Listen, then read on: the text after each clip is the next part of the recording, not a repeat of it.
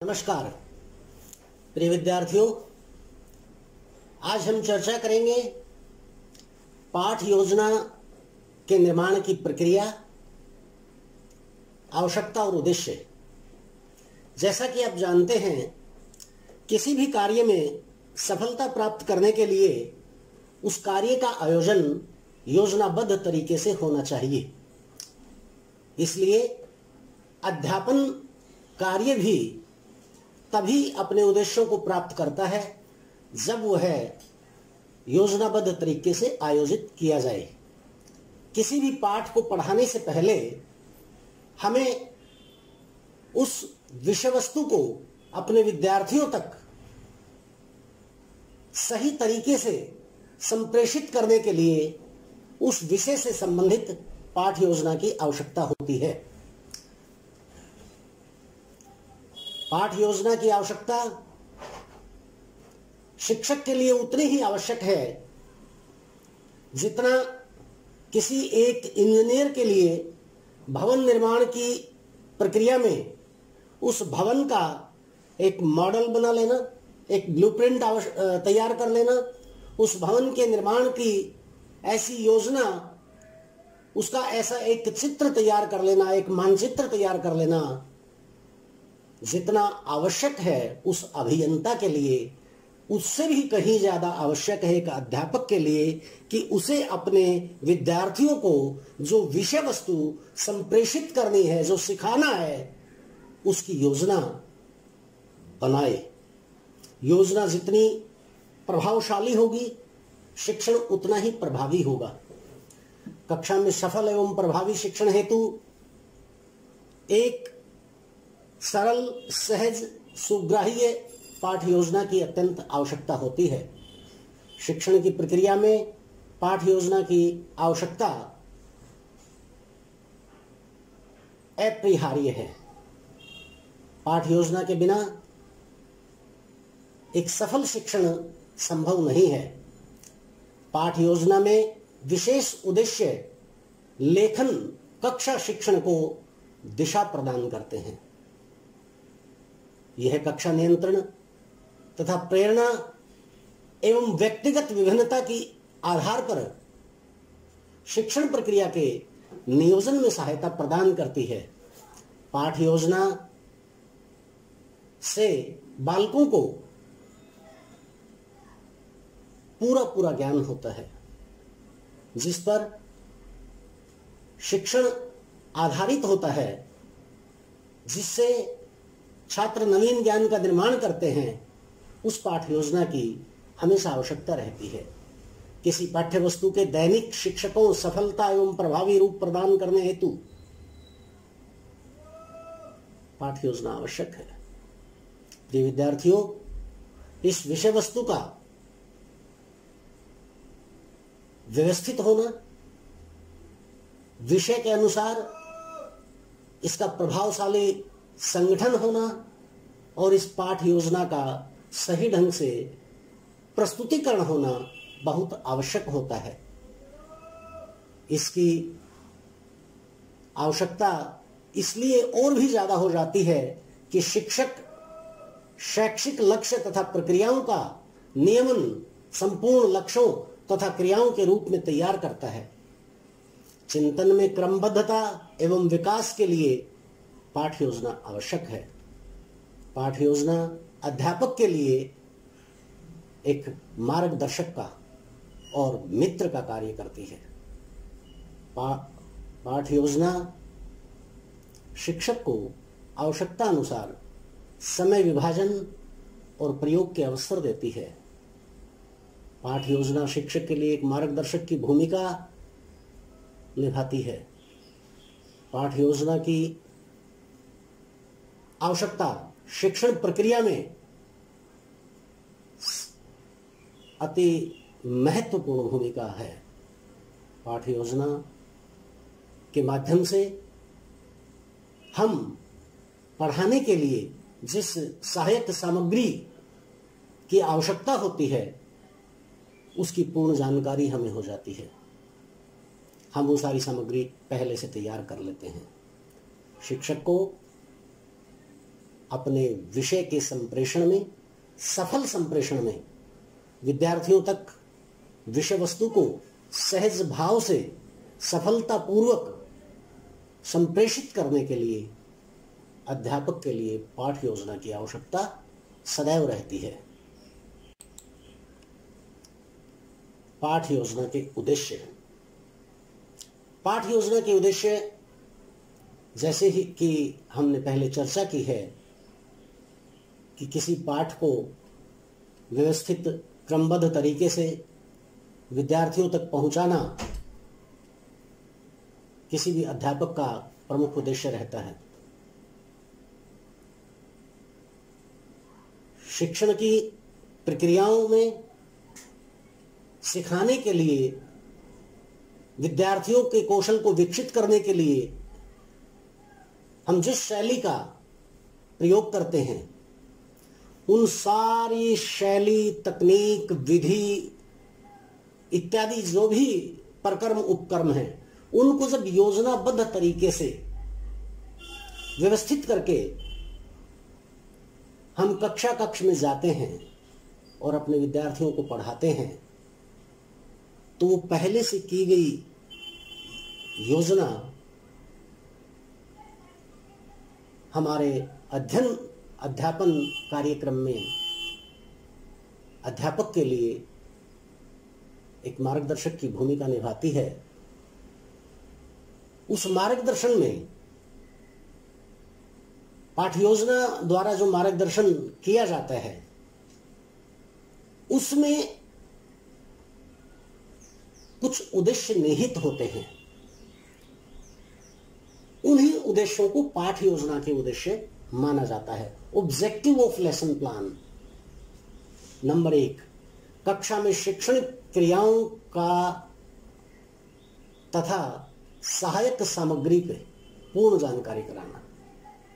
विद्यार्थियों को जो कुछ हम पढ़ा रहे हैं, पढ़ाते समय की गई गतिविधियां तथा अपनाई गई सहायक सामग्री, इसकी पूर्ण जानकारी विद्यार्थियों को हम कराएं, ये पहला उद्देश्य होता है पाठ योजना का।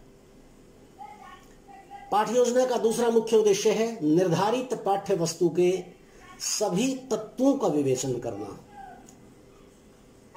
हमने एक निर्धारित कालांश में जो विषय वस्तु, जो टॉपिक डिस्कस करना है, विद्यार्थियों को उस विषय वस्तु के सभी फैक्टर्स, सभी तत्व समझ में आ जाएं, ये निर्धारण हमें अपनी पाठ्य योजना में करना है। ये उसका उद्देश्य है। प्रस्तुतिकरण के क्रम तथा पाठ्य वस्तु के रूप में निश्चितता की जानकारी कराना। कक्षा शिक्षण की समय सीमा में, पढ़ाने के लिए जो एक निर्धारित समय सीमा हमें प्राप्त होती है, उस समय सीमा में शिक्षक के भूल जाने की, किसी टॉपिक को छोड़ देने की संभावना कम हो जाती है पाठ्य योजना पर। पाठ्य योजना होने पर जो भी विषय वस्तु संप्रेषित की जानी है, जो लेक्चर डिलीवर करना है, उसका पाठ्य योजना में क्रमबद्ध तरीके से पहले से वो समाहित होती है और उसी के आधार पर हम उसको डिलीवर करते हैं, उसका संप्रेषण करते हैं।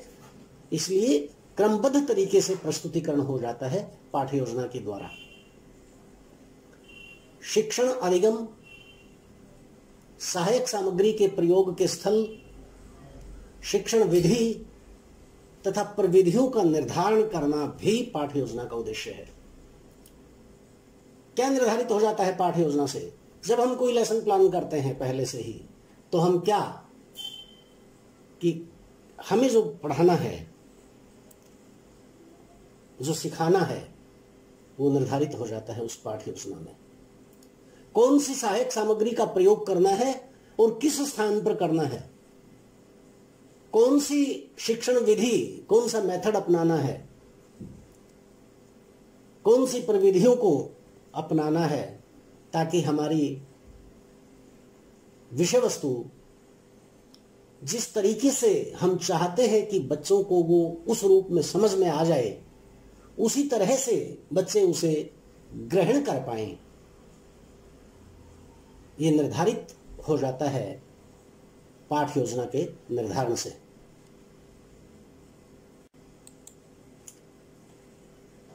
अब सवाल ये है कि पाठ योजना की रूपरेखा, पाठ योजना का स्ट्रक्चर, पाठ योजना का प्रारूप, ये कैसे निर्धारित करे एक अध्यापक। पाठ योजना निर्माण हेतु अध्यापक के सामने एक निश्चित लक्ष्य रहता है और उसी लक्ष्य के आधार पर अध्यापक किसी भी कक्षा में कक्षा के स्तर के अनुरूप विषय वस्तु को प्रस्तुत करता है।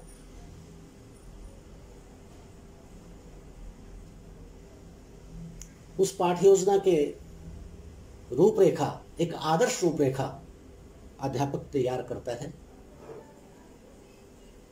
एक पाठ योजना की आदर्श रूपरेखा क्या होनी चाहिए, उसकी तैयारी कैसे की जानी चाहिए, इसका हम आगे उल्लेख करते हैं। बहुत ही सरल है। पहला गुण उस पाठ्य योजना में होना चाहिए सामान्य सूचना। सामान्य सूचना का मतलब इसमें पढ़ाई जाने वाली विषय वस्तु का शीर्षक दिया जाए, पहले कक्षा, कालांश, अवधि, विषय, प्रकरण, दिनांक, ये छोटी छोटी बातें सूचना के रूप में एक निश्चित निर्धारित फॉर्मेट में, प्रारूप में शामिल की जानी चाहिए। जिस विद्यालय और कक्षा का शिक्षण, जिस विद्यालय में हम शिक्षण कर रहे हैं, जिस कक्षा को हम पढ़ा रहे हैं, उसका भी उसमें नाम अवश्य लिखना चाहिए। सामान्य उद्देश्य, दूसरा जो पाठ्य योजना की रूपरेखा में तत्व है वो है सामान्य उद्देश्य। लेखन प्रथम बिंदु की आधार पर सामान्य उद्देश्य को निर्धारित किया जाता है। भाषा, रसायन, विज्ञान के अन्य विषय, गणित, सामाजिक अध्ययन, जितने भी विषय हैं, स्कूली शिक्षा के जो भी विषय हैं, उन विषयों के सामान्य उद्देश्य भिन्न भिन्न होते हैं। तो विषय अनुसार हमें उस पाठ योजना में उन उद्देश्यों को, सामान्य उद्देश्यों को निर्धारित करना है कि ये पाठ पढ़ने से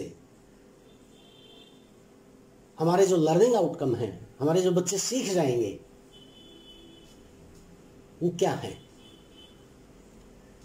वो हमारा एक उद्देश्य है कि हमने बच्चों को ये पाठ पढ़ाना है, तो उससे बच्चों को संबंधित विषय वस्तु की ये जानकारी प्राप्त हो जानी है। तो ये सामान्य उद्देश्य है हमारा उस पाठ योजना के रूपरेखा में। विशेष उद्देश्य क्या है? पाठ विशेष को पढ़ाने में जिस उद्देश्य की प्राप्ति होती है वह लिखना चाहिए। विशेष उद्देश्य सामान्य उद्देश्यों पर आधारित होते हैं, परंतु उद्देश्य प्रकरण से संबंधित होता है। ये 4 प्रकार के हो सकते हैं, जैसे ज्ञानात्मक उद्देश्य। हम हिंदी विषय में मान लीजिए बालक को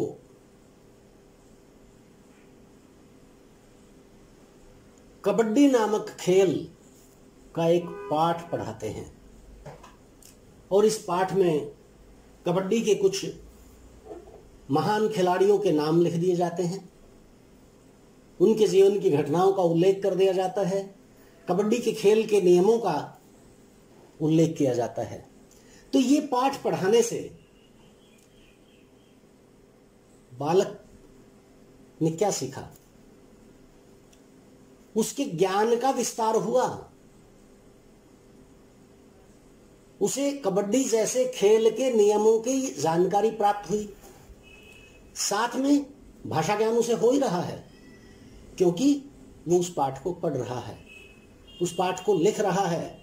लिखने और पढ़ने से और उसमें प्रयोग होने वाले उपसर्ग, प्रत्यय, संधि, समास आदि की बात हम कर रहे हैं, भाषा ज्ञान हो रहा है, साथ में उसके ज्ञान में वृद्धि इन सूचनाओं से भी हो रही है। जो सूचनाएं उसी कबड्डी के खेल से संबंधित मिली। बोधात्मक दूसरा उद्देश्य, बोध होगा उसे, खेल भावना जागृत होगी, उसके आचरण में खिलाड़ियों के प्रति सम्मान, खेल के प्रति सम्मान, ये उसके आचरण और व्यवहार में ये उसका बोधात्मक विकास होगा। प्रयोगात्मक, किसी विषय को पढ़ाते समय जब हम उसकी पाठ्य योजना तैयार करते हैं तो बालक के ज्ञान और बोध के उपरांत हमारा उद्देश्य यह भी होता है कि क्या बालक का जो क्रियात्मक कौशल है, प्रयोगात्मक कौशल है, वो विकसित हुआ। उसके विकास के लिए भी हम उस पाठ्य योजना में इस प्रकार की गतिविधियों का आयोजन करेंगे जिनके आयोजन से बालक में प्रयोगात्मक विकास हो और कौशलात्मक विकास। सुनना, लिखना, बोलना, पढ़ना, ये भाषाई कौशल हैं। इनके अलावा जैसे हमने बोधात्मक विकास में खेल भावना के विकास की बात की थी, जीवन के अनेक कौशल हैं। किसी न किसी विषय वस्तु को पढ़कर बालक को कोई न कोई संदेश प्राप्त होता है जो जीवन में उसे काम आता है, जिससे उसकी लाइफ स्किल निर्मित होती है। एक संस्कार के रूप में बालक किसी भी विषय वस्तु से कुछ न कुछ सीखता है। तो हम जो विषय पढ़ा रहे हैं उससे बालक के कौन कौन से कौशल विकसित होंगे, ये भी हमें पाठ्य योजना में निर्धारित कर लेना चाहिए। तो इस प्रकार की पाठ्य योजना का निर्माण हमें करना चाहिए। इसके बाद पाठ्य योजना में सहायक सामग्री, पाठ पढ़ाने में किस प्रकार की अधिगम सामग्री की, पढ़ाने के लिए उपयुक्त सामग्री की आवश्यकता पड़ती है, उसका उल्लेख हमें पहले से कर लेना चाहिए। जैसे चौक, डस्टर, शामपट, चार्ट, मॉडल, किसी भी प्रकार की ये सब सारी सहायक सामग्री है और पाठ्य योजना में इनको हमें सांकेतिक रूप में मेंशन कर लेना चाहिए, लिख लेना चाहिए, संकेत कर देना चाहिए कि यहाँ पर पाठ पढ़ाया जाना है और पाठ पढ़ाते समय यहाँ पर हमें शामपट का प्रयोग करना है, यहाँ पर हमें चार्ट का, यहाँ पर हमें मॉडल का। इस तरह के संकेत अपनी पाठ्य योजना में हमें निर्धारित करने हैं। पूर्व ज्ञान, इसमें बालक को पाठ से संबंधित जो ज्ञान पहले से है उसकी पहले उसका निर्धारण करना होगा। हमें पहले जांच लेना होगा बालक को पूर्व ज्ञान कितना है, उसकी चर्चा कर लेनी होगी हमें। उस चर्चा के लिए हम बालक से सवाल कर सकते हैं, अपनी तरफ से अपनी बात कर सकते हैं। हम बता सकते हैं कि इस विषय से संबंधित पहले हमने ऐसा सुना होगा, ये बात होगी, खेल की जगत की बात है तो खेलों के बारे में हम बच्चों से बात कर सकते हैं, फिर हम निर्धारित विषय पर आ सकते हैं। तो पूर्व ज्ञान के आधार पर पाठ का प्रारंभ किया जाना चाहिए। प्रस्तावना, पूर्व ज्ञान के आधार पर शिक्षक प्रश्नों या अन्य किसी सहायक सामग्री के द्वारा, चार्ट या मॉडल के द्वारा पाठ को प्रस्तावित करता है। प्रस्तावना का अंतिम प्रश्न समस्यात्मक होता है। प्रश्नों की उसमें एक क्रम संख्या लिखी जाती है, 1, 2, 3। अध्यापक द्वारा पूछा गया प्रश्न उसके सामने लिखा जाता है, जैसा कि आप देख रहे हैं। फिर छात्र का उसमें उत्तर होता है या प्रतिक्रिया होती है, और अंतिम प्रश्न समस्यात्मक हम उस पाठ्य योजना में शामिल करते हैं, ताकि विद्यार्थियों के पास चिंतन के लिए, सोचने के लिए कोई विषय रहे कि इसमें क्या होना चाहिए था। उसके बाद पाठ योजना में उद्देश्य कथन निहित होता है। पाठ में जिस उद्देश्य का वर्णन किया गया है उस उद्देश्य को लिखना चाहिए। ये भी विषय वस्तु या पढ़ाए जाने वाले विषय के अनुसार ये उद्देश्य हर पाठ का अलग अलग हो सकता है। हमें उस पाठ की विषय वस्तु के आधार पर जो निर्धारित उद्देश्य है उसका उल्लेख पाठ योजना में करना चाहिए। प्रस्तुतिकरण, लेसन प्लान के पाठ योजना के इस भाग में प्रस्तुतिकरण वाले हिस्से में छात्रों के सम्मुख नवीन ज्ञान प्रस्तुत किया जाता है। जो नया जो विषय आज हमें पढ़ाने के लिए आए हैं उस विषय की चर्चा शुरू की जाती है, आरंभ की जाती है। इसके लिए प्रस्तुतिकरण को दो भागों में बांट दिया जाता है। एक भाग में अध्ययन स्थितियां होती हैं और दूसरे भाग में अध्ययन बिंदु लिखे जाते हैं। शिक्षक विभिन्न शिक्षण पद्धति, विभिन्न विधियों का प्रयोग करता है। विषय वस्तु को एक या दो सोपानों में, स्टेजेस में, चरणों में प्रस्तुत किया जाता है। प्रस्तुतिकरण का प्रत्येक अध्यापक का अपने कौशल के अनुसार, उसका जो अध्यापन कौशल है उसके अनुसार ये तरीका कितना प्रभावशाली है, ये अध्यापक के अपने व्यक्तित्व पर निर्भर करता है। 9वां जो बिंदु है वो है शिक्षक पढ़ाए गए पाठ में से प्रश्न पूछता है जो बोध प्रश्न कहलाते हैं। शामपट पर कार्य सारांश के रूप में, शामपट सारांश है। शिक्षक द्वारा पढ़ाए गए प्रयोग आदि के आधार पर निष्कर्ष, उसके बाद निष्कर्ष शिक्षक द्वारा जो पढ़ाया है शिक्षक ने उसका एक निष्कर्ष निकलेगा कि आज हमने ये पढ़ा। अध्यापक फिर एक ऐसा प्रयास करेगा कि बालक स्वयं ही निष्कर्ष निकालें, और जब छात्र शामपट पर सारांश की नकल करते हैं तथा शिक्षक कक्षा निरीक्षण करता है, ये भी हम एक पाठ योजना की रूपरेखा में शामिल करते हैं ताकि जब हम कक्षा में पढ़ा रहे हों तो हमारा ये कार्यकलाप छूट न जाए। हमने जो पढ़ाया उसके बारे में अपने छात्रों से निष्कर्षतः पूछा कि आज जो हमने पढ़ा है इसका निष्कर्ष क्या है, इस विषय का किस प्रकार हम इसे कंक्लूड कर सकते हैं। तो बालक बताएंगे कि संबंधित विषय से ये सीखने को मिला। बालक शामपट पर उस सारांश को अंकित कर सकते हैं और अध्यापक उस वक्त उस कक्षा का निरीक्षण करता है कि सब बच्चे उस गतिविधि को ध्यान से देख रहे हैं या नहीं। ये शामपट कार्य की अंतर्गत आता है। कक्षा कार्य, छात्रों को पाठ से संबंधित प्रश्न हल कर देने चाहिए।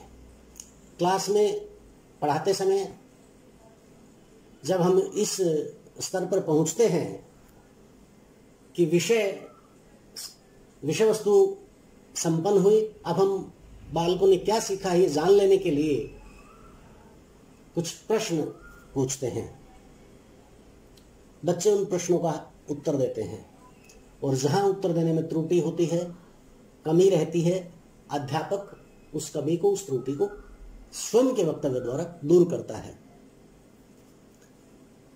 पाठ योजना में निरीक्षण कार्य भी शामिल होता है।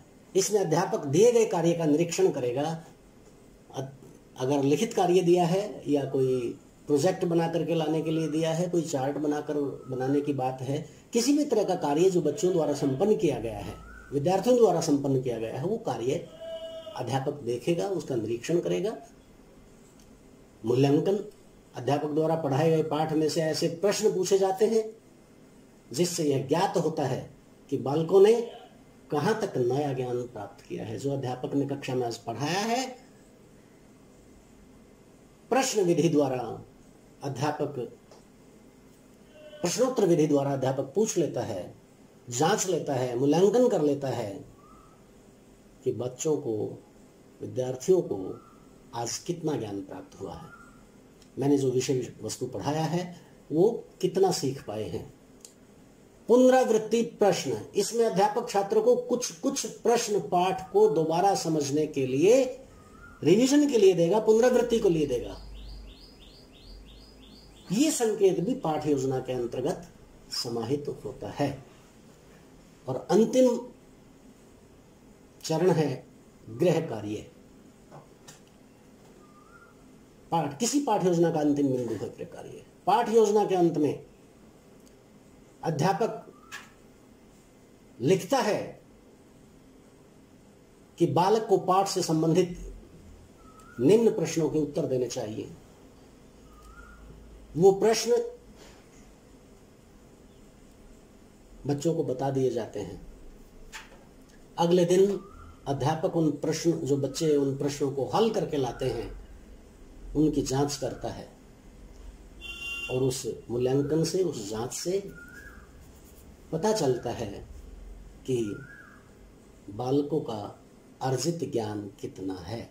अध्यापक ने जो कल पढ़ाया था, बच्चों ने उसमें से कितना सीखा है।